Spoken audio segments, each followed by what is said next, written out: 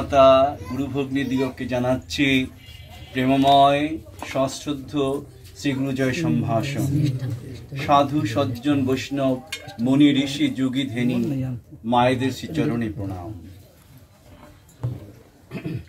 আপনারা অবগত আছেন যে এই ঘরের যিনি মালিক ছিলেন স্বর্গীয় বিমল কর্মকার মহাশয়, তিনি আমাদের গুরুদেবের শিষ্য হবার জন্য অনেক বাসনা করেছিলেন এবং দীর্ঘদিন তিনি অপেক্ষাও করেছিলেন, কিন্তু কি কারণে গুরুদেবের দর্শন তিনি লাভ করতে সমর্থন হননি।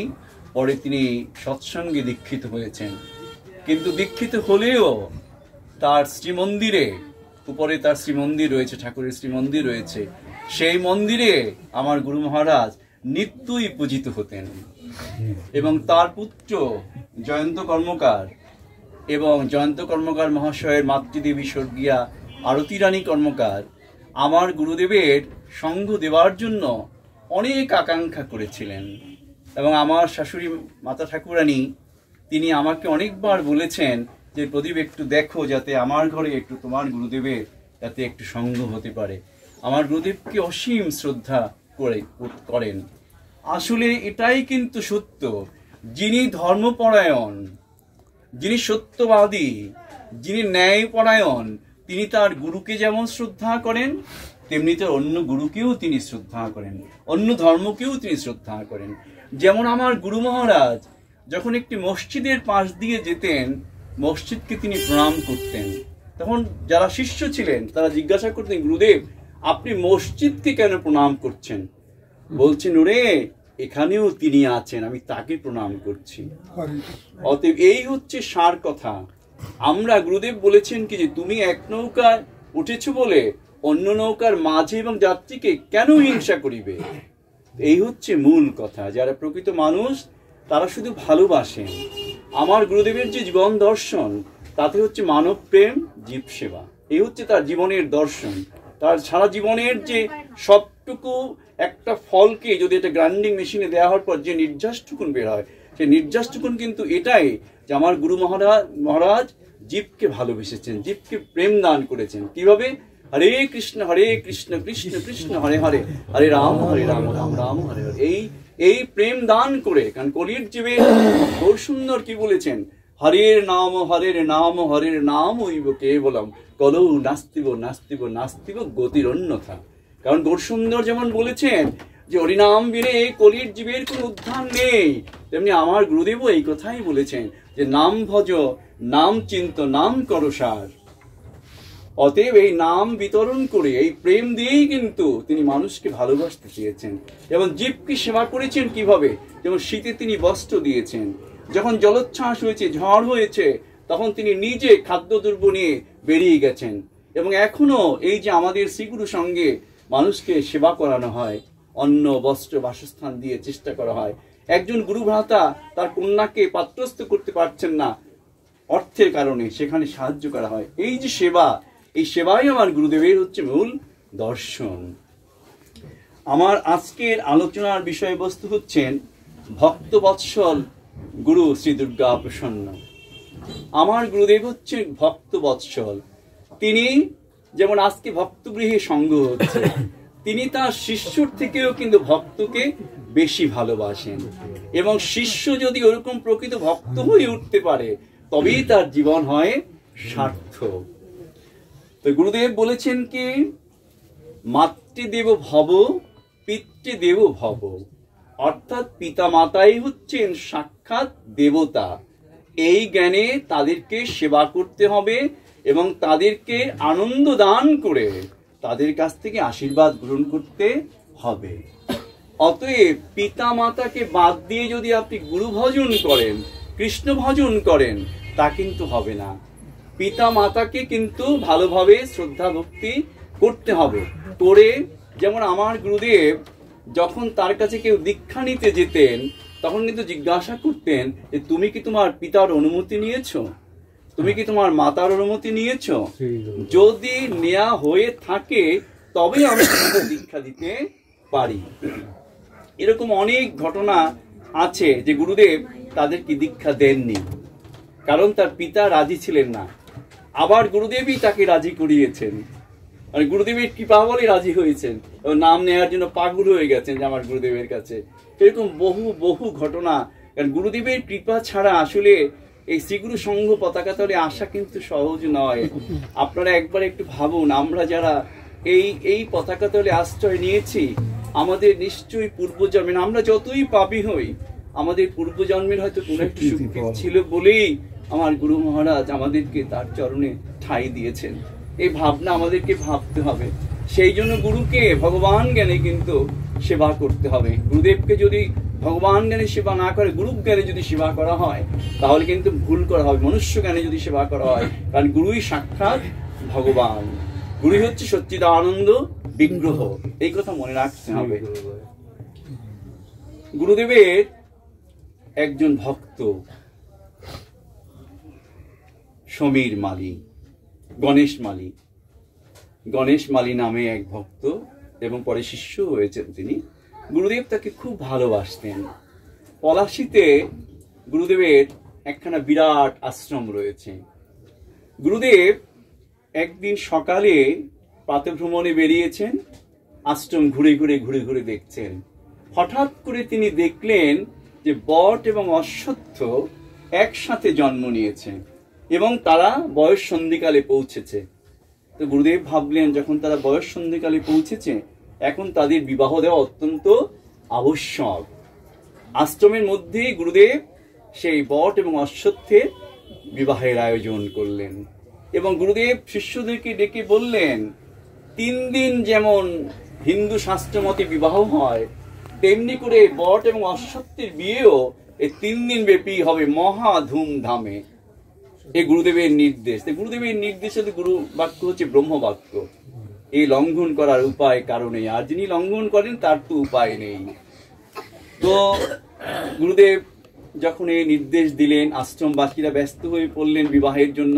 কোথায় কি দরকার, কোথায় খাওয়া দাওয়া হবে, কোথায় বিয়ের প্যান্ডেল হবে, কোথায় কি হবে, সব কিছু রেডি। এখন দেখা গেল গুরুদেব জিজ্ঞাসা করলেন যে সব কি তোমরা ঠিক করেছো? তা বলছে গুরুদেব সবই ঠিক হয়েছে। বলে বাজনা, বলে গুরুদেব বাজনার কথা তো মনে নেই, আসলে বাজনা তো দরকার। বিয়েতে, হিন্দুদের বিয়েতে যদি বাজনা না হয় তাহলে তো এটাই হচ্ছে স্বীকৃতি। মুসলমানদের বিয়েতে যেমন কাবিন হয়, আমাদের বিয়েতে তো কাবিন হয়। আমাদের বিয়েতে কি ওই ঢাক ঢোল পিটিয়ে মানুষকে জানানো হয়, মানুষ জানে যে এর সাথে, এই ছেলেটির সাথে এই মেয়েটির বিবাহ হচ্ছে, এটাই সত্য, এটাই বিরাট একটি বন্ধন হয়ে যায়। অগ্নিসাক্ষী রেখে বিয়ে হয়, প্রজাপতির বন্ধন হয়। তো গুরুদেব বললেন, তাহলে বাজনার জন্য কি করা যায়? বলছে গুরুদেব, তাহিরপুরে আপনার এক শিষ্য রয়েছেন গণেশ মালী, খুব ভালো বাজায় এবং তার একটি গানের দলও রয়েছে। তো বলছি গণেশকে তুমি তাহলে সংবাদ দাও। তো গণেশকে সংবাদ দেওয়া হলো। তাহিরপুর থেকে গণেশ দা আসলেন, আসার পরে জিজ্ঞাসা করলেন গুরুদেব কি সংবাদ? বলছেন যে শোনো, আমি অশ্বত্থ এবং বটবৃক্ষের বিয়ের আয়োজন করেছি, তুমি বাজনা বাজাবে। বলছি গুরুদেব, এ তো আমার পরম সৌভাগ্য। গুরু যদি কোনো ডেকে কোনো শিষ্যকে কোনো দায়িত্ব অর্পণ করেন, এর থেকে পরম সৌভাগ্য তো আর কিছু হতে পারে না। আমরা তো চেয়েও তো গুরুদেবকে পাচ্ছি না যে গুরুদেব তুমি একটু বলো যে ওরে অধম এই কাজটা তুই কর। আমরা তো এখনো সেরকম নির্দেশ পাচ্ছি না, সেরকম হতে পারিনি বলেই হয়তো পাচ্ছি না। গণেশ মালী মহা আনন্দের সাথে ছুটতে বাড়িতে গেছেন, যা মহা ধুমধামে তিনি এই বিয়েতে, তিনি এই বাজনা বাজ্য করবেন।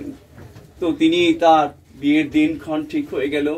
গণেশ মালী আসতেন তার দলবল সহ তাহিরপুর থেকে আপনার সেই পলাশীতে।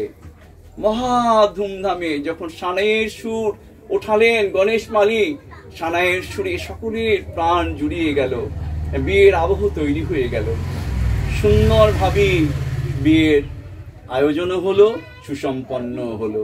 এবার বিদায়ের পালা। যারা খাইয়েছেন তাদের টাকা দিতে হবে, যারা কাঠ এনেছেন, যারা সবকিছু এনেছেন, সবার টাকায় গুরুদেব আস্তে আস্তে আস্তে সবাইকে বিদায় দিলেন। এবার গণেশ মালীকে বিদায় দেওয়ার পালা। বললেন, গণেশ তুমি তো বেশ কয়েকজন লোকজন নিয়ে এসেছ, বলো তোমাকে কয় টাকা দিতে হবে? তো বলছি গুরুদেব আমাকে কোনো টাকা দিতে হবে না। বলে যে না, তা কি করে হয়?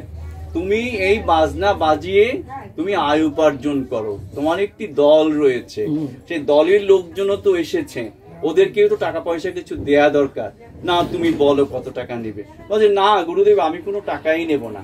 বলছে না গণেশ তা হয় না, গুরুদেব কিছু দিতে চাইলে কিছু নিতে হয়। যেই বলেছে গুরুদেব চাইলে দিলে কিছু নিতে হয়, বলছে গুরুদেব আমি যা চাইবো তা তুমি দেবে? তো বলছে হ্যাঁ দেব বলেই তো বসেছি। অন্তর্যামী ঠাকুর এবার কিন্তু বুঝতে পারলেন যে গণেশ মালিক কি বলতে চাচ্ছে। তো গণেশ মালিক বলছে গুরুদেব তুমি সত্যি করে বলো। এবার গুরুদেবের চরণ দুখানা ধরেছে, গুরুদেব তুমি সত্যি করে বলো, আমি যা চাইবো তুমি তাই দেবে তো? বলছি ওরে গণেশ আমি দেব, তবে তুই মন থেকে বলছিস তো? মন আর মুখ এক করে বলছিস না আবেগে বলছিস? বলছে না গুরুদেব আমি মন মুখ এক করেই বলছি, আমি যা চাইবো তুমি তা দেবে কিনা? বলছে হ্যাঁ গণেশ আমি তোকে তাই দেব। বলছে গুরুদেব আমার যাবার বেলায় তোমার চরণ দুখানা যেন আমার পক্ষে ধারণ করে আমি যেন তোমাকে প্রণাম জানিয়ে যেন যেতে পারি। গণেশ মালিক চেয়ে বসলেন। এই কথা গুরুদেব কিছুক্ষণ চুপ করে রইলেন। এই যে বড় কঠিন দায়িত্ব, কত শিষ্য কত জনার কত দুঃখ বেদনা, কোথায় কোথায় তাকে ছুটতে হয়। গণেশ মালিক কখন মৃত্যুবরণ করবে সেই সময় তাকে আসতে হবে।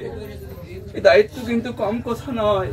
একমাত্র অন্তর্যামী ঠাকুর ছাড়া এই কারো পক্ষে কিন্তু এ মান্য করা সম্ভব না। গুরুদেব কথা দিলেন যে হ্যাঁ গণেশ আমি মৃত্যুকালে তোমাকে দর্শন দেব, তুমি আমাকে প্রণাম করতে পারবে। তাকে কথা দিয়ে দিলেন। এর কিছু কাল গেল, পার হয়ে গেল। এরপরে গণেশ মালি আস্তে আস্তে মৃত্যুর দিকে এগিয়ে যাচ্ছে, অসুস্থ হয়ে পড়েছেন। কৃষ্ণনগর হাসপাতালে তাকে নেওয়া হয়েছে। হাসপাতালে চিকিৎসার পর বলেছে গণেশ মালির আর সময় নেই, তার অন্তিম সময় উপস্থিত হয়েছে। তো গণেশ মালিকে যে গুরুদেব, গণেশ মালি যে গুরুদেবের কাছে এই কামনা করেছে, এই কথাটা চাউর হয়ে গেছে। অর্থাৎ সবাই জানে যে গুরুদেব কথা দিয়েছে গণেশ মালিক অন্তিমকালে গুরুদেব তাকে দর্শন দেবেন এবং তার চরণ দুখানা তার বক্ষে ধারণ করবেন, রাখবেন। এ কথা সবাই জানে। তো আস্তে আস্তে গণেশ মালি যখন মৃত্যু হয়ে গেল, গণেশ মালিকে শ্মশানে নেওয়া হলো। গুরু ভাইরা সবাই তো আজকেও উদ্গ্রীব হয়ে আছে, অনেকের মনে আছে আবার অনেকের হয়তো মনে নেই। তো গণেশ মালিকে স্নান করানোর জন্য স্নানের ঘরে ঢুকানো হলো। স্নানের ঘরে ঢুকিয়ে যেই মাত্র গণেশ মালিক সেই জামাটা খুলেছে, খোলার পরে দেখছে যে তার বক্ষে আমার গুরুদেবের চরণ দুখানা যেন। শ্রী গুরু বৈষ্ণব গোসাই প্রেমানন্দে হরি হরি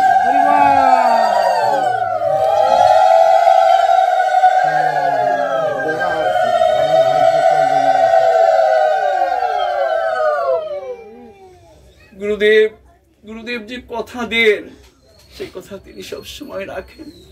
অতএব গুরুদেব যাকে যে কথা দিয়েছেন গুরু বাক্যের উপর অবিশ্বাস আনবেন না। তো সবাই দেখে এই দৃশ্য দেখে ধন্য হয়ে গেলেন যে গণেশ মালি তোমার জীবন আজকে ধন্য।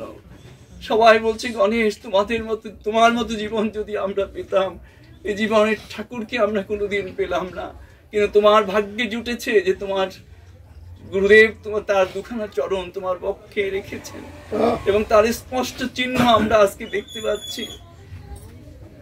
আপনারা এই যে গণেশ মালির মতো ভক্ত যদি হওয়া যায়, গণেশ মালি কিন্তু গুরুদেবের কাছে যদি টাকা চাইতেন, যা টাকা চাইতেন গুরুদেব, কিন্তু গুরুদেবের তো আর অদেয় কিছু নাই, গুরুদেবের পাত্রী তো আর কোনো কিছুর অভাব নেই। অনেক কিন্তু টাকা নিতে পারতেন, কিন্তু কি হতো? কোনো লাভ হতো না। যমরাজ যখন নচিকেতাকে জিজ্ঞাসা করলো যে নচিকেতা আমি তোমাকে 1000 বছর আয়ু দিতে চাই, তোমাকে সুন্দর স্ত্রী ভার্যা দিতে চাই, ধন দিতে চাই, সম্পদ দিতে চাই।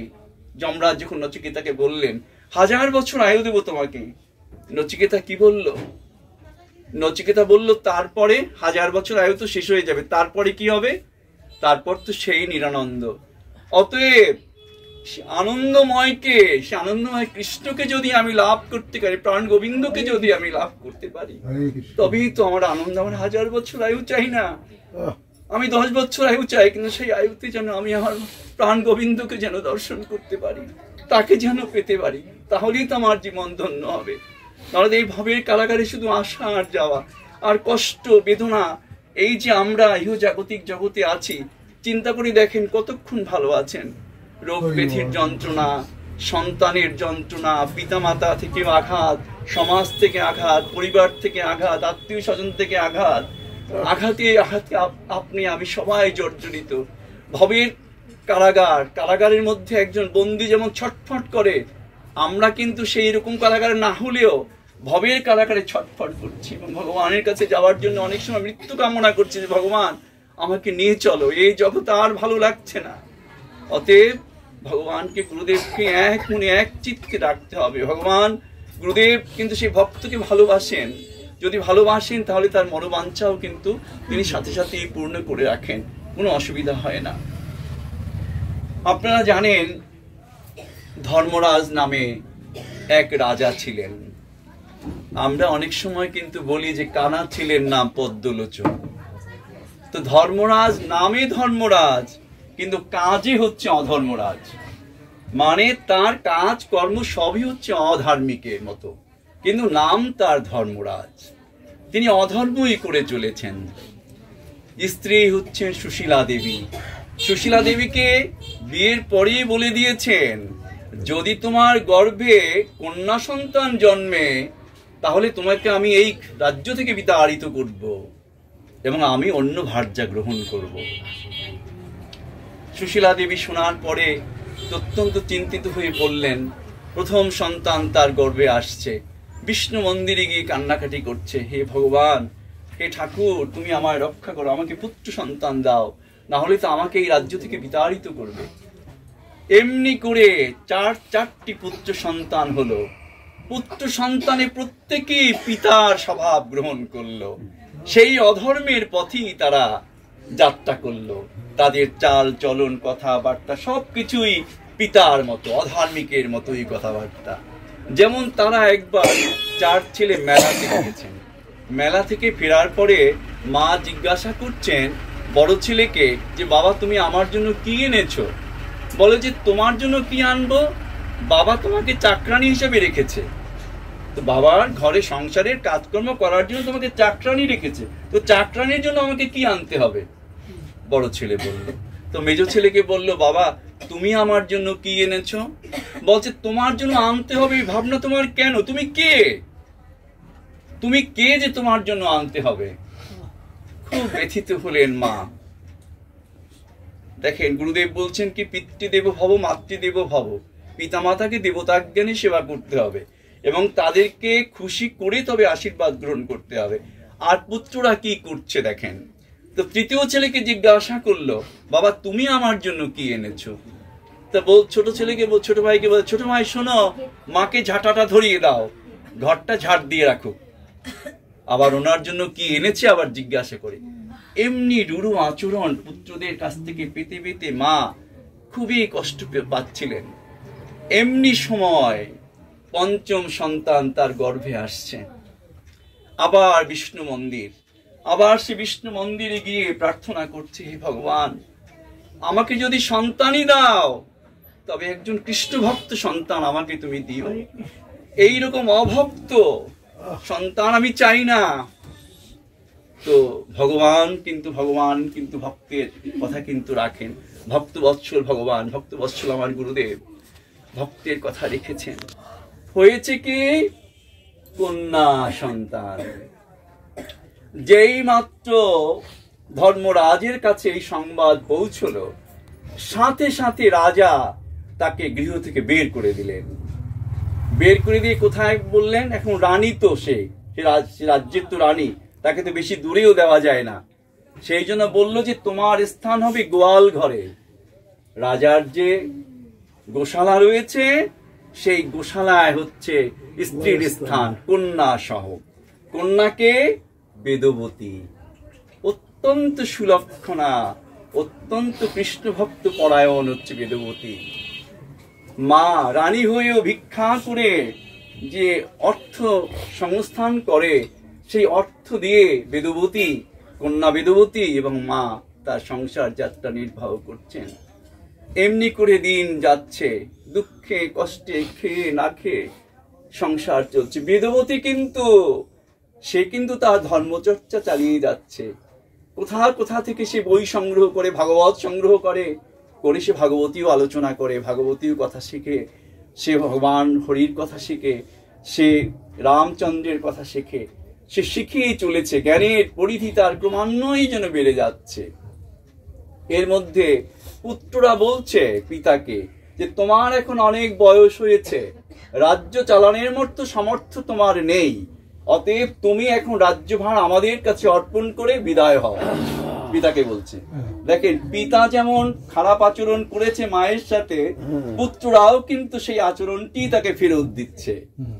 অতএব আমরা যারা খারাপ আচরণ করি, লিখে রাখবেন এই আচরণ আপনার প্রাপ্য যোগ হয়ে থাকবে। অতএব আমরা যেন কেউ খারাপ আচরণ না করি, খারাপ কথা না বলি, এটু কিন্তু পাওনা হয়ে থাকবে।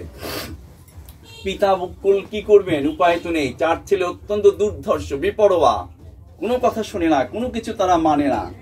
মায়ের যে আজকে এই অবস্থা, তার দিকে তাদের কোনো ভ্রুক্ষেপ নেই। পিতা তার ধন সম্পদ 4 ভাগে ভাগ করে দিলেন। ভাগ করে দিয়ে তিনি এখন যাবেন কোথায়? তার তো কিছু নেই, এখন তো আর যাওয়ার মতো তার কোনো জায়গাও নেই, অর্থ নেই, বিত্ত নেই। কি করবে? তিনি তার গুরুদেবের আশ্রয়ে গেলেন। তো বললেন, একমাত্র গুরুদেবই হচ্ছে আমার এখন আশ্রয়ের স্থল, ভরসার স্থল। কারণ গুরুদেব ছাড়া পৃথিবীতে ত্রিজগতে তো আপন কিছু নেই। গুরুদেব ছাড়া এই ত্রিজগতে তো আপন কিছু নেই। কৃষ্ণকে পেতে হলেও যে গুরুকে লাগবে। অতএব গুরুর আশ্রয়ে যাওয়াই হচ্ছে সবচেয়ে শ্রেষ্ঠ উপায়। তো তার গুরুদেব ছিলেন অত্যন্ত ত্রিকালজ্ঞ। 3 কালের খবর তিনি জানেন। পূর্বজন্মে কি ছিলেন, এই জন্মে কি আছেন, আগামী জন্মে কি হবে। তিনি ধর্মরাজকে বললেন, ধর্মরাজ, তুমি যে থাকার চিন্তা করছো, তোমার আয়ুই তো আছে 7 দিন মাত্র। তুমি কিসের থাকার চিন্তা করছো? তুমি বরং এই 7 দিন তুমি ভাগবত পাঠ শোনো। রাজা পরীক্ষিতের অবস্থা যেমন হয়েছিল আপনারা জানেন। রাজা পরীক্ষিতকে যখন তক্ষক যখন দংশন করবে বলে ঠিক হয়ে গেল, জানা হয়ে গেল, তখন কিন্তু তাকে পরামর্শ দেওয়া হলো যে তাকে ভাগবত শ্রবণ করার জন্য। হ্যাঁ, সে ভাগবত শ্রবণ করেই কিন্তু রাজা পরীক্ষিত কিন্তু বিদায় হয়েছিলেন, পার হয়ে গিয়েছিলেন, তাই না? তো এই তখন জিজ্ঞাসা করলেন, গুরুদেব, আমি ভাগবত কার কাছ থেকে শুনবো? কে আমাকে এই ভাগবত শোনাবে? বলছে, ধর্মরাজ, প্রদীপের নিচেই থাকে অন্ধকার। তোমার রাজ্যের মধ্যে, তোমার গৃহের মধ্যে তুমি যে কন্যাকে জন্ম দিয়েছ, সেই বেদবতী অত্যন্ত একজন ভাগবত ভালো পাঠক। ভাগবত শাস্ত্রে তার অগাধ জ্ঞান রয়েছে। অতএব তুমি আর কোথায় যাবে? তুমি বেদবতীর কাছে তুমি ভাগবত পাঠ শোনো। তো দৌড়ে আসতেন সেই গোয়াল ঘরে। দেখছেন রানীকে কি অবস্থায় তিনি রেখেছেন, কন্যাকে কি অবস্থায় রেখেছেন। বড় অনুতাপ হচ্ছে আজকে, কি করেছি সারাটা জীবন আমি। এই কন্যার প্রতি আমি কোনো আচরণ করিনি, আমি পিতা হিসেবে আমার কোনো দায়িত্ব পালন করিনি। আজকে এই কন্যার কাছ থেকে ভাগবত শুনে আমাকে এই ধরাধাম থেকে পার হতে হবে। এর থেকে দুঃখের, এর থেকে পরিতাপের আর কি হতে পারে? পিতার তো একটি কর্তব্য ছিল, সেই কর্তব্য থেকে সে বিচ্যুত হয়েছে, করতে পারেনি সে কর্তব্য। কিন্তু বেদবতী পিতাকে দেখে আজকে আনন্দে আত্মহারা। যে পিতা কোনোদিন তাকে দর্শন করেনি, যে পিতা কোনোদিন তাদের খোঁজ নেয়নি, আজ পিতা তার সেই গোয়াল ঘরের দ্বারে দাঁড়িয়ে অত্যন্ত সুন্দরভাবে সম্ভাষণ করে আজকে পিতাকে গোয়াল ঘরের মধ্যে সুন্দর স্থানে তিনি বসিয়ে দিয়েছেন। দেখলেন সেই গোয়াল ঘরের এক কোণে সারি সারি বই, পুস্তক, গ্রন্থাবলী রয়েছে। বলছে, বেদবতী, এগুলো তুমি কোথা থেকে সংগ্রহ করেছো? বলেছে, বাবা, আমি ভিক্ষা করে এগুলো সংগ্রহ করেছি, আর এগুলো আমি পাঠ করে থাকি। তো বলছে, মারে, আমার গুরুদেব বলেছেন, তিনি ত্রিকালজ্ঞ, তুমি আমাকে সেই ভাগবত শোনাও। এই ভাগবত শুনে আমি পার হয়ে যেতে চাই, কারণ আমি জীবনে অনেক অন্যায় করেছি। আমার এই অন্যায়ের থেকে আমার উদ্ধার হওয়ার আর কোনো যে উপায় নেই। তখন বেদবতী বললেন, বাবা আমি তোমাকে ভাগবত শোনাবো, তুমি কোনো চিন্তা করো না। বেদবতী ভাগবত শুরু করলেন। 5টি দিন অতিক্রান্ত হয়ে গেল। বললেন, বাবা জীবনে যদি একবার বৈষ্ণব সেবা দেওয়া না হয় তাহলে জীবন কোনোদিন সম্পূর্ণ হয় না, জীবন অসম্পূর্ণ থেকে যায়, একবার বৈষ্ণব সেবা দিতে হয়। তো বলছে, মারে বৈষ্ণব সেবা দেওয়ার জন্য তো আমার কিছু নেই। তো ঠিক আছে, আমি পুত্রদের কাছে যাই, আমি তো অনেক ধন সম্পদ রেখে এসেছি।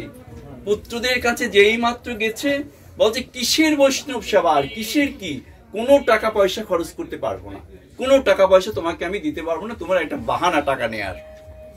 বৈষ্ণব সেবার কথা বলে তুমি আমাদের কাছ থেকে টাকা নিতে চাচ্ছ, ওটা তোমার একটা বাহানা। পিতা ব্যথিত হয়ে ফিরে আসলেন কন্যার কাছে। বেদবতী কি করে বৈষ্ণব সেবা দিব আমি? বলছে, বাবা বৈষ্ণব সেবা তো ভিক্ষা করে দিতে হয়, চলো তুমি আর আমি ভিক্ষায় বেরিয়ে পড়ি। বেদবতী বলছে, দেখবেন যখন ভিক্ষার কথা আসে তখনই কিন্তু মনের অহংকার কিন্তু দূর হয়ে যায়। আমরা তো আমাদের যে ভগবান বলেছেন যে এই যে আমাদের ভবরোগ বিনাশ বিকারণ হয়ে, এই যে ভবরোগ কি, আমার রোগ অহংকার। আমি একজন বেদজ্ঞ, আমি একজন পণ্ডিত, আমি একজন বড় ধনশালী ব্যক্তি, আমি একজন সমাজের মাথা, এই যে অহংবোধ তাকে অনেক পিছনে নিয়ে যায়। কিন্তু যখন সেই লোক ভিক্ষায় বেরোয়, ভিক্ষা করতে দেখে, তখন কিন্তু তার প্রতি আর কোনো মানুষের কিন্তু কোনো কষ্ট থাকে না, অপরাধ থাকে না, তখন কিন্তু তার প্রতি করুণা হয়। তো রাজা যখন ভিক্ষায় বেরিয়েছেন বেদবতীকে নিয়ে, আজকে চাল ডালে টাকা পয়সার কোনো অভাব হচ্ছে না, বহু লোক বহু টাকা পয়সা আজকে দিচ্ছে রাজাকে, কারণ তিনি তো রাজা, ধর্মরাজ তো রাজা ছিলেন। অতএব সুন্দর করে সেই বৈষ্ণব সেবার আয়োজন করা হলো। পুত্রদেরকে ডাকলো, শোনো অনেক বৈষ্ণব আসবে, তোমরা সব তাদেরকে খাওয়া দাওয়ার ব্যবস্থা করবে, আমি সব জোগাড় করেছি, তোমাদের কিছু খরচ করতে হবে না। বেদবতী বলল, বাবা আমাকে কি দায়িত্ব দিচ্ছ? বলছে, মা তুমি বলো তুমি কি দায়িত্ব নেবে? তো বলছে, বাবা যে সমস্ত বৈষ্ণব আমাদের গৃহে আসবে সেই সমস্ত বৈষ্ণবের চরণ ধোয়াবো আমি, তাদের চরণ দুখানা ধুয়ে আমার এই অঞ্চল দিয়ে তাদের চরণ দুখানা মুছে দেব। কারণ আমার জন্মে যে অনেক পাপ রয়েছে, অনেক পাপ করেছি, দেখেন এত পুণ্য করার পরেও নিজেকে পাপী ভাবছে। বেদবতী সেই বৈষ্ণবদের চরণ ধোয়ার জন্য, সেই চরণ ধোয়ানোর জন্য আজকে বাবার কাছে অনুমতি চাচ্ছে। বাবা বলল, বেদবতী ধন্য তোমার জীবন, ধন্য তুমি ভক্ত, তোমার ভক্ত জীবন ধন্য হয়ে গেল। এবার ভগবান সেই বৈষ্ণব সেবাতে আসলেন। বেদবতীর যে আয়োজন, বৈষ্ণব সেবার আয়োজন, সেই বৈষ্ণব সেবা থেকে ভগবান না এসে থাকতে পারেন? ভগবান তো থাকতে পারেন না। এলেন তিনি, কি দৃশ্যে এলেন, কিভাবে এলেন? ভগবান তো সবসময় তার নিজ রূপ দর্শন করান না, বেদবতীকেও আজকে সেই রূপ দর্শন করাবেন না। তিনি এলেন একটি কুকুর রূপে। বৈষ্ণব সেবাতে একটি কুকুর এসেছে বৈষ্ণব সেবা গ্রহণ করার জন্য। তো বেদবতী দেখছে, দেখেন ভক্ত যদি হয়, তার দৃষ্টি যদি কঠিন হয়, কঠোর হয়, সুকঠিন হয়, সুচতুর যদি হয়, যে কৃষ্ণ ভজে সে বড় চতুর, তো বেদবতী সে বড় চতুর, যে পা ফেলে ফেলে কুকুর সেই বৈষ্ণব সেবায় ঢুকছে, দেখছে ভগবানের চরণে 19টি পদচিহ্ন রয়েছে, শঙ্খ চক্র গদা পদ্ম। কারণ ভগবান বলেছিলেন এই 19 জন ভক্তকে তিনি চরণ ছাড়া করবেন না, এই জন্য তার চরণ চিহ্নে তাদেরকে রেখে দিয়েছেন। এই 19 জন ভক্তকে তিনি কথা দিয়েছিলেন ভগবান শ্রীকৃষ্ণ। তো বেদবতী দেখছেন যে কুকুরে পা দিচ্ছে সত্য, কিন্তু সেই পায়ের নিচে 19টি চিহ্ন রয়েছে। বেদবতী গিয়ে কুকুরের পাদুখানা জড়িয়ে ধরেছে। হে ভগবান, তুমি এসেছো, তোমার জন্য কত কান্না করেছি, কত শাস্ত্র করে তোমাকে খুঁজেছি, তোমাকে পাইনি। আজ তুমি নিজে এসে দর্শন দিয়েছো, দর্শন যদি দাও তবে তোমার নিজ রূপ তুমি আমাদেরকে একবার দর্শন করাও প্রভু। বেদবতীর কান্নায় ভগবানের হৃদয় গলে গেল। ভগবান এবার নিজ রূপ শঙ্কর চক্র কথা পদ্মনি ভগবান বেদবতীর সামনে দাঁড়িয়ে গেছে।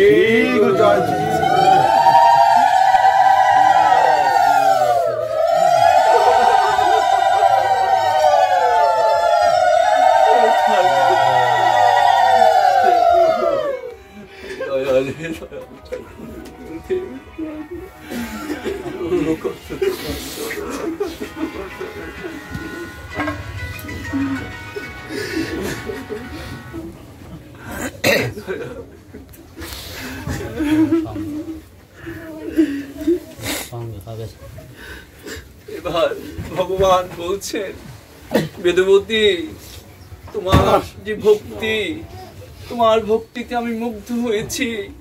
এত কষ্টে থাকার পরেও তুমি আমাকে কিভাবে ডেকেছো, কত কষ্ট করেছো, কিন্তু কষ্টের দিকে কখনো তাকাওনি, দুঃখের দিকে তাকাওনি, কেবলই আমাকে চেয়েছো, কেবলই আমারই সাধনা করেছো। কোন পথে তুমি আমাকে পাবে তার জন্য খুঁজেছো পথ। আজ বৈষ্ণব সেবার মাধ্যমে তুমি আমার দর্শন লাভ করলে, বলো তুমি কি বর চাও। তো বলছে, প্রভু যদি তুমি আমাকে বর দিতে চাও তবে আমাকে এই বর দাও যে তুমি আমার কাজ ছাড়া কখনো হবে না, তুমি আমার কাছে থাকবে। বেদবতী করছি, ভগবান তুমি আমার কাছে থাকো, আমার কাছ থেকে তুমি যেতে পারবে না। বেদবতীকে বলছে, শোনো দেখো লক্ষ কোটি মানুষ এই বিশ্ব ব্রহ্মাণ্ডে আমাকে ডাকছে, আমাকে তো ছুটে ছুটে যেতে হয়, তাহলে আমি কেমন করে তোমার কাছে থাকি, অন্যের কাছেও তো আমাকে যেতে হবে। তুমি তো জ্ঞানী ভক্ত, অতএব তুমি আমাকে এই কথা বলো না, তুমি অন্য কোনো বর চাও। তখন বলছে, দেখেন বেদবতী, আর আমরা কি চাই, বেদবতীর কথা শুনুন।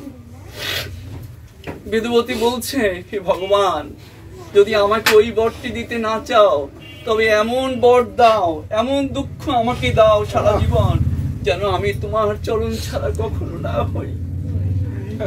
শুধু দুঃখই যেন আমাকে দিও, কারণ আমি দুঃখের মধ্যে আমি তোমাকে লাভ করতে পারবো। সেই জন্য ভগবান বললেন কি, ওরে বেদবতী আমার বুকে আয়, এমন একজন ভক্তকে আমি একটু আলিঙ্গন করে ধন্য হই।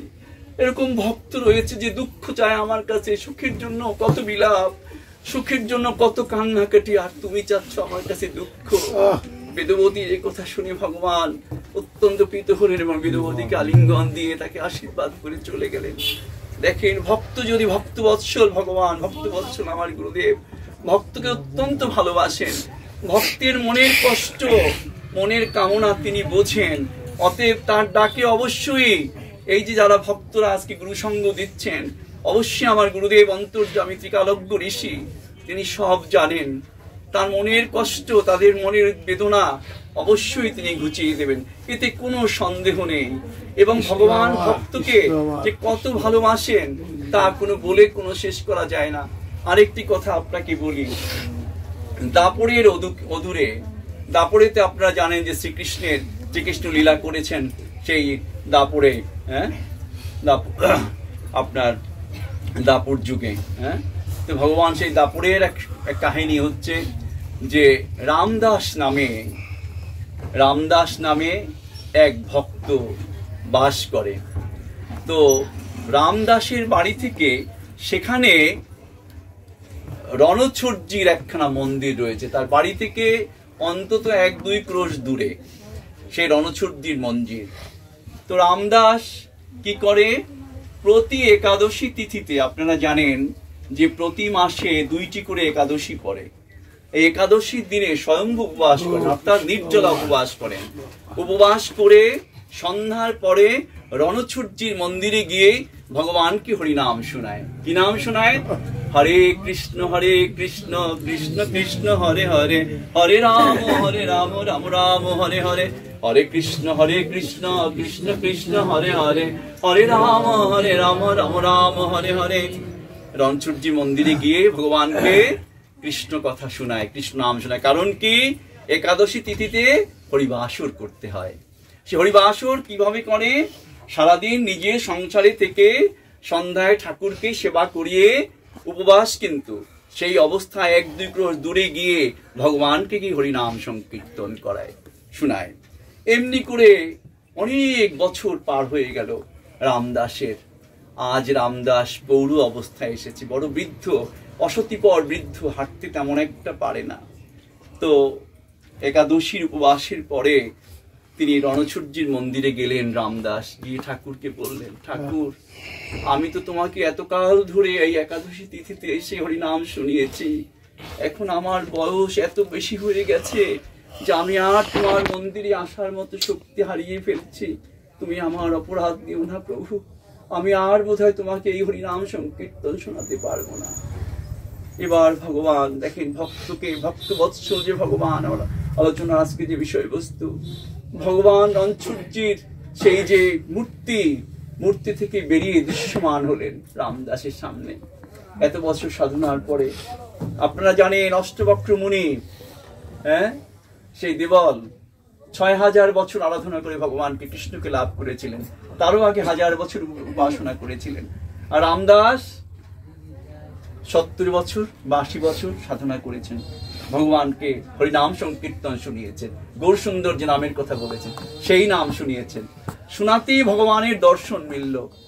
ভগবান বলছেন, রামদাস, তোমাকে আর এই মন্দিরে আসতে হবে না, আমি তোমার গৃহ মন্দিরে যাব। রামদাস বলছেন, প্রভু তুমি কি বলছো? রণছুটজির মন্দির ছেড়ে তুমি যদি আমার মন্দিরে যাও, কত ভক্ত তোমাকে দর্শন করতে আসে, তোমাকে দেখে ধন্য হয়, তারা কি করবে? বলে যে না, আমি এখানে থাকবো না। কেন তুমি থাকবে না কেন? বলছে, ওরে, এখানে পান্ডারা শুধু অর্থ চায়, বৃত্ত চায়, আমাকে চায় না। তারা ফল চুরি করে, টাকা চুরি করে, এটা নেয় ওটা নেয়, তাদের সবসময় দৃষ্টি হচ্ছে ওই দিকে, আমার দিকে তাদের কোনো নজর নেই। অতএব রামদাস, আমি তোমার কাছে যাব, তোমার কাছে গেলে আমি ভালো থাকবো। বলছে, প্রভু তুমি কি ভেবে বলছো? তুমি চিন্তা করে দেখো, এই মন্দির অনেক বছরের পুরনো মন্দির, আমি তোমার কাছে আসি, এই মন্দির ছেড়ে তুমি যদি যাও অনেক বিপত্তি ঘটবে। বলছে, বিপত্তি ঘটলে ঘটুক, আমি তোমার কাছেই যাব। দেখেন, ভগবান কিন্তু আজকে ভক্তের কাছেই যাবে, যেখানে গিয়েছে শান্তি পায় সেখানে যাবে। তো বলছে, তুমি কিভাবে যাবে, কি করে তোমাকে আমি নিয়ে যাব? বলছে, শোনো, আমি এই জানালা দিয়ে বেরিয়ে কালকে ভোর রাতের দিকে তুমি একখানা গাড়ি নিয়ে আসবে, আমি এই জানালার ফাঁকা দিয়ে আমি বেরিয়ে যাব। বলছে, এতটুকুন ফাঁকা দিয়ে তুমি বেরোতে পারবে? দেখেন রামদাস কিরকম ভক্ত, আর ভগবানের যে কত শক্তি, ভগবান যে সূক্ষ্মরূপে বিহার করতে পারেন। রামদাস কিন্তু অবুঝের মতো বলছে যে তুমি এই জানালার ফাঁকা দিয়ে বেরোতে পারবে? তুমি দেখোই না। পরের দিন ভোর রাত্রে রামদাস একখানা রিক্সা নিয়ে এলেন, তাকিয়ে আছেন জানালার দিকে, কখন প্রভু তার সে রিক্সায় উঠবেন। আজ মনে যে বড় আনন্দ, প্রভু নিজে আজকে তার গৃহে যাবেন, এত দরিদ্র গৃহে, এত দরিদ্র মন্দিরে ভগবান যাবেন। আনন্দ ধরে না, সারাদিন আজকে শুধু এই চিন্তাই করেছি, ভগবান কি করে তার রিক্সায় উঠবেন, কি করে মন্দির ছেড়ে তিনি যাবেন, কি ঘটনা হতে পারে, এই ভাবনায় ভাবিত। আপনারা জানেন যে পুতনার কিন্তু যশোদার যে গতি হয়েছিল, পুতনারও কিন্তু সেই গতি হয়েছিল। কেন জানেন? পুতনা যে ভগবানকে স্তনে বিষ মিশিয়ে যে হত্যা করবে, তার জন্য ভগবান কিছু চিন্তা করেছে, দীর্ঘ সময় বেকুল ভাবে চিন্তা করেছে, কেমন করে ভগবানকে তিনি তার স্তন থেকে বিষ দিয়ে হত্যা করে। এই যে তার বেকুলতা, এই বেকুলতার কারণে ভগবান কিন্তু মা যশোদাকে যে স্থানটি দিয়েছিলেন, সেই পুতনাকেও কিন্তু সেই স্থানটি দিয়েছেন, কারণ ভগবান তার বেকুলতায় সন্তুষ্ট হয়েছেন, তার কথা যে চিন্তা করেছেন, তার কথা যে ভেবেছেন, কিন্তু আমরা তো ভাবি না। সেজন্য আজকে বেকুল রামদাস, আজকে বেকুল। দেখছেন ভগবান ঠিক জানালার ফাঁক দিয়ে এসে রিক্সায় এসে বসলেন। রামদাস, দ্রুত রিক্সা চালাতে বলো। তো রামদাস ভগবানকে দেখছে ধরে ধরে, ভগবান তো ঠিকই, ভগবান যাচ্ছে তো আমার সাথে। মনে খুব বিশ্বাস হতে চায় না যে এই মন্দির ছেড়ে আজকে আমার গৃহ পর্ণকুটিরে ভগবান যাচ্ছে, অংশটি যাচ্ছে আমার মন্দিরে। বিশ্বাস হতে চায় না, ভগবানকে ধরে ধরে বলছে, রামদাস আমি ঠিক আছি, ভগবান বলছে, রামদাস আমি ঠিক আছে, তোমার চিন্তার কোনো কারণে আমি যাচ্ছি তোমার সাথে। তো রিক্সা চালিয়ে কিছু দূর যাওয়ার পরে পান্নারা হঠাৎ করে দেখতে পেল যে মন্দিরের বিগ্রহ চুরি হয়ে যাচ্ছে, একজন নিয়ে রিক্সায় করে চলে যাচ্ছে। তো দরজা খুলেছে, মন্দিরের দরজা বড় হয়ে গেছে, মন্দিরের দরজা খুলে দেখে রণছুটজি মন্দিরে নেই। এদিক ওদিকে সারা পড়ে গেল, কোথায় কোথায় গেল আমাদের গৃহ, আমাদের মন্দিরের দেবতা, কোথায় কোথায় গেল, কোথায় গেলেন তিনি? তো একজনে বলছেন যে আমরা দেখলাম কিছুক্ষণ পূর্বে রিক্সায় চড়ে একজনে সেই মূর্তি নিয়ে পালাচ্ছে। তো তারা সবাই তখন আঘাত করবে বলে দৌড়ে ছুটে আসতেছে। তো রণছুটজিকে জিজ্ঞাসা করলেন এবার রামদাস, প্রভু সবাই তো আসছে তোমাকে নিয়ে যাবে, আমি তো তোমাকে ধরে রাখতে পারবো না, আমার কি শক্তি আছে তোমাকে ধরে রাখার? বলছে, শোনো তুমি একটা কাজ করো, পাশেই তো পুকুর রয়েছে, ওই পুকুরের মধ্যে আমাকে লুকিয়ে রাখো। ভগবানের কথা শোনার পরে রামদাস তাড়াতাড়ি গিয়ে কি করবে, সেই ঘাটের পাশে ভগবানকে শুইয়ে দিয়েছে। সবাই এসে রামদাসকে ধরলো, কোথায় মূর্তি, কোথায় রণছুটজি, এখনই তোমাকে হত্যা করা হবে, তুমি মন্দিরের থেকে মূর্তি চুরি করেছো, তোমাকে এখনই হত্যা করা হবে। এই বলার সাথে সাথে একজনে ত্রিশূল দিয়ে রামদাসের ডান হাতে আঘাত করেছে, দর দর করে রক্ত পড়ছে রামদাসের, সেদিকে কিন্তু আজকে খেয়াল নাই রামদাসের। রামদাস ভাবছে, আমার ঠাকুর জলের ভিতরে কেমন আছে, আমার ঠাকুরের তো ঠান্ডা লাগছে, আমার ঠাকুর কি করে ওই জলের ভিতরে থাকবে, সে ভাবছে ভগবানের কথা। তার কিন্তু হাত থেকে রক্ত ঝরছে, সেদিকে তার কিন্তু কোনো খেয়াল নেই। তার খেয়াল রয়েছে ভগবান কিভাবে রয়েছে, কিভাবে সে আমার সাথে যাবে, কি করে যাবে। তো সবাই বলল, কোথায় কোথায় রেখেছো? তখন দেখিয়ে দিলেন যে ওইখানে।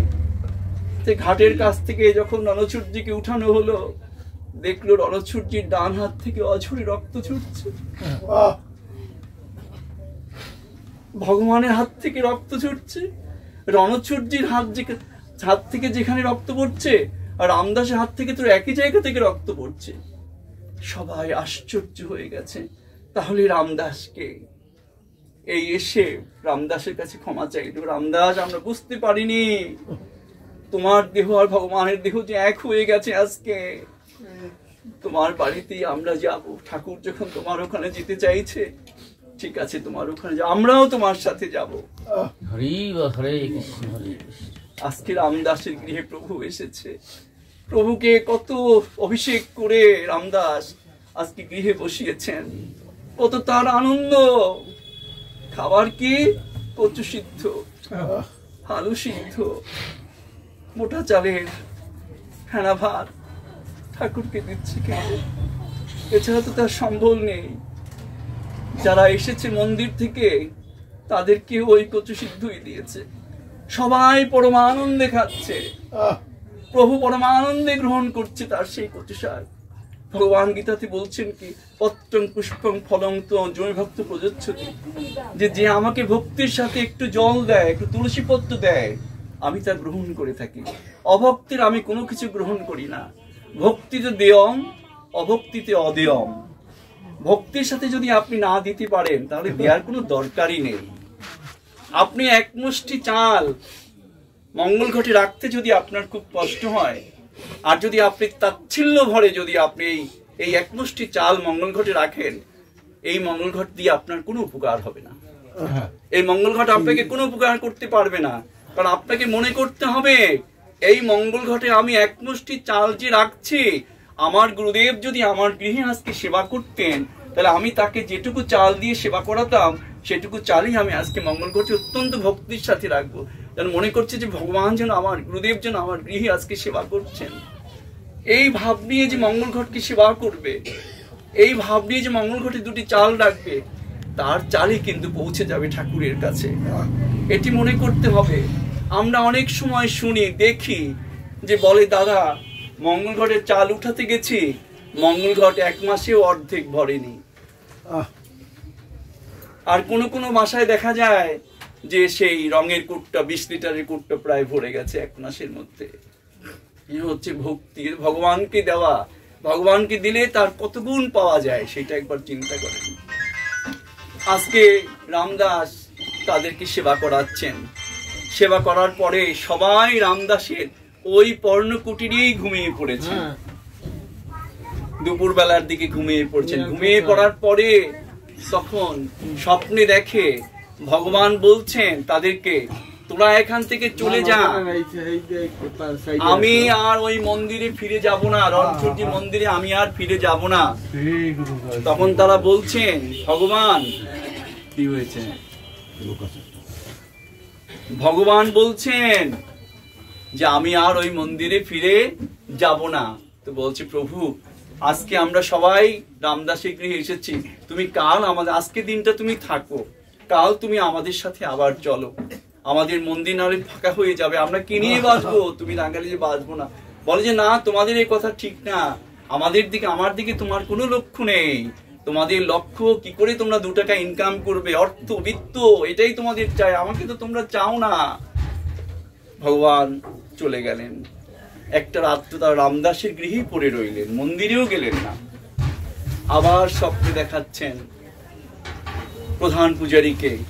প্রধান পূজারী ভগবানকে বলছেন, ভগবান তুমি চলো, আমাদের অনেক অপরাধ হয়েছে, আমরা আর এই অপরাধ করব না, তুমি আবার আমাদের মন্দিরে চলো। বলে যে শোনো, আমার সমপরিমাণ স্বর্ণ যদি আমাকে দান করতে পারো, রামদাসকে দান করতে পারো, তবে আমি তোমাদের মন্দিরে যাব। পরের দিন সমস্ত পান্ডারা ছুটলো সেই মন্দিরের কাছাকাছি যত মানুষ আছে সবার কাছে, যে সেখান থেকে তারা অর্থ সংগ্রহ করে, স্বর্ণ সংগ্রহ করে আজকে রামদাসকে দেবে ভগবানের সমান মূল্য করে। সারা রাজ্য থেকে তারা স্বর্ণ সংগ্রহের চেষ্টা করলেন। এক পাশে রণছড়িকে বসিয়েছেন, আর এক পাশে শুধু স্বর্ণ দিচ্ছেন। যতই স্বর্ণ দিচ্ছেন, ভগবানের মূর্তি এদিকে যে বসে আছে আর যাচ্ছে না। ওরে মূর্খের দল, তোরা বুঝতে পারছিস না, জগৎ সংসারের বিশ্ব ব্রহ্মাণ্ডের সমস্ত স্বর্ণ, অর্থ, বিত্ত সব যদি এনে তুলাদণ্ডের এক পাশে রাখা হয়, আর এক পাশে তুলাদণ্ডের ভগবান কোনোদিন সমান হতে পারে না। দেখেন তাদের জ্ঞান কত ক্ষীণ। তখন বলছে ভগবান, এ তোমার পরীক্ষা বুঝেছি, এ তুমি আসলে যাবে না, তার জন্য তুমি এই কথা বলছো। বলছে, ওরে আমি যাব না সেটা নয়, কিন্তু তোরা এটা ভাবতে পারছিস না যে আমার সমান মূল্য স্বর্ণ এই বিশ্ব ব্রহ্মাণ্ডে এখনো তৈরি হয়নি, আমি যাবই না। বলছে, তাহলে প্রভু কি করব বলো? তোরা বিজয় মূর্তি তৈরি কর, রণছড়ির মন্দিরে বিজয় মূর্তি তৈরি কর, সে বিজয় মূর্তির মধ্যেই আমি আবির্ভূত হব, আর আমি রামদাসের গৃহেই থেকে যাব। দেখেন ভগবান যদি কৃপা করেন, আজকে রামদাস অশীতপর বৃদ্ধ হয়েছেন, তিনি যেতে পারছেন না ভগবানকে হরিনাম সংকীর্তন শোনানোর জন্য। ভগবান কত কৃপালু, কত দয়ালু, কত করুণাময়, তিনি নিজে আজকে সেই মন্দিরে এসেছেন তার কাছ থেকে হরিনাম সংকীর্তন শুনবেন বলে। ভক্ত যদি না পারে, ভগবান তার কাছে ছুটে এসে তার বেদনা দূর করেন। এই হচ্ছে বড় ভক্ত। হে ভগবান, হে গুরুদেব, আমরা অনেক অপরাধ করি, আমরা নিজের চেষ্টায় কোনোদিন তোমার কাছে পৌঁছতে পারবো না। তুমি দয়া করে যদি তোমার চরণে আমাদেরকে স্থান দাও। শ্রী গুরু জয়, শ্রী গুরু জয়, শ্রী গুরু জয়।